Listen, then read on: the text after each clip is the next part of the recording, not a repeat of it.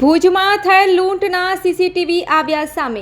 ભુજના RHK petrol pump સામે બની હતી લૂંટની ઘટના। કેશિયરને છરીની અણીએ લૂંટી લેવાયો।